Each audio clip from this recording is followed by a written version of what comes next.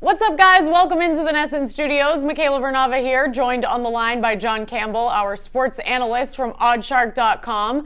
John, the Patriots are in yet another Super Bowl. Exciting times here in New England.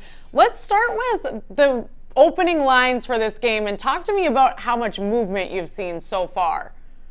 Sure. Yeah. I mean, you guys must be getting sick of Super Bowls by now there in New England, huh? No, never. Yeah. Well, the early line here actually opened the Patriots as a pick against the Rams here, and the total was 58. Now, that total is the highest total we've ever seen for a Super Bowl. Second highest was the Pats-Falcons Super Bowl. That had a number of 57.5, which is where this number has come down to a little bit since it's open. We've actually seen some really significant line moves so far early on for Super Bowl 53, and the line has moved up to 2.5 at most books. Some books have even gone to 3. Some have gone to 3 and then come back down to 2.5. So 3-point swing, that's a really, really big line move for a Super Bowl.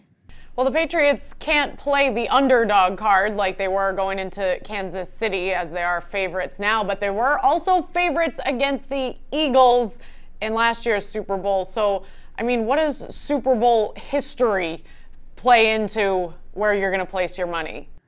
Well, we all know Tom Brady and the Pats are 5-3 in his Super Bowls, but they're actually just 3-5 against the spread. And that's kind of significant because when we look back historically, the team that has won the game has covered the spread 89% of the time, which is a much higher rate than the normal NFL average. So this is unusual that the Patriots under Brady have some Super Bowls where a couple of them where they have won but not covered the spread. So interesting factor moving in here. The Pats are also 3-5 with the over-under in Tom Brady's Super Bowls as well.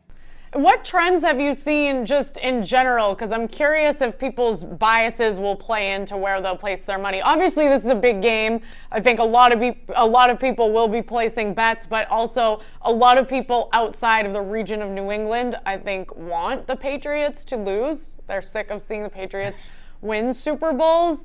So as far as early bets that have been coming in, what have you been seeing? Well, the early action's been all Patriots right now, and that's why books are moving these numbers. And I expect sportsbooks to need the Rams. Now, that's probably music to sportsbooks' ears because the books have won money in 26 of the last 28 Super Bowls in the state of Nevada. And if you can kind of figure out where the money's going and you go opposite, that's been a very good strategy for betting the Super Bowl in the past. So Pats fans may not like to hear that. If you're betting the Rams, that might give you some comfort here also. And then how do you think that this game is going to play out? Because honestly, my gut is telling me right now that the Patriots will have no problem covering the spread. I don't think they're going to want to go out there and let what happened last year happen again. And I'm feeling pretty confident in Tom Brady right about now.